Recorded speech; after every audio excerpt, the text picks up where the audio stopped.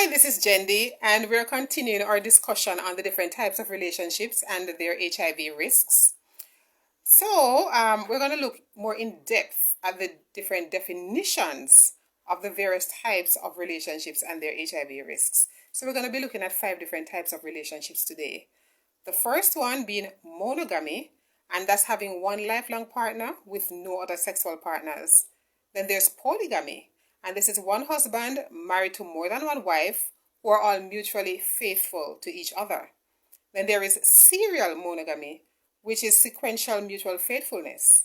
Example, divorce, remarriage, long term partners. Then there's the occasional breach of monogamy. So it's having one lifelong partner but various sexual encounters. Example, with one night stands or sex workers. And then there's a concurrent sexual partnership, which is to have more than one sexual partners at the same time. Now, monogamy is the least risky type of relationship, but this only occurs when both partners are faithful to one another. Polygamy poses a slightly higher risk as there are more people involved in the relationship.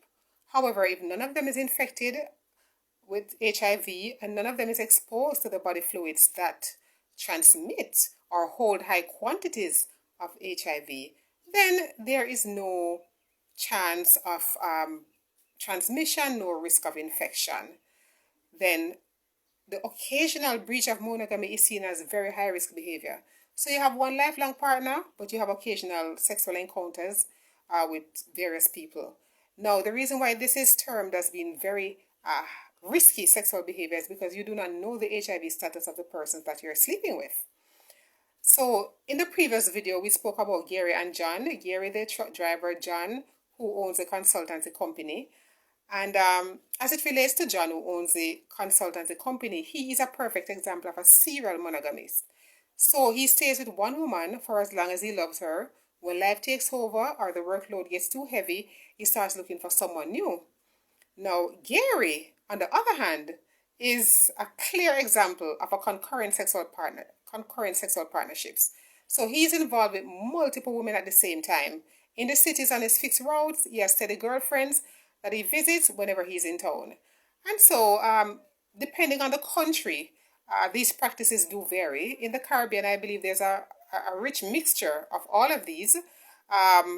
In Jamaica, I know the constabulary force, the police, are generally believed and categorized in the concurrent sexual partners category because they get transferred a lot from one parish to the next, and it is believed that in each parish that they go to work, they find a steady girlfriend there. So they're always being categorized in the concurrent sexual partners category.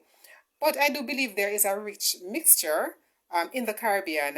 But in the context of HIV and AIDS, it's very important that we understand the HIV virus, we understand the epidemic, we understand transmission, how HIV is transmitted, the modes of transmission, so that we can make informed decisions and protect ourselves and protect those whom we love. Even if you are HIV positive, you need to protect yourself just the same and protect those you love. So I believe, despite these various types of relationships, we need to introspect, take a look at how we live, take a look at our lifestyles, take a look at our sexual activities, and perhaps change our behaviors and make informed decisions, so that we all can live long and happy lives.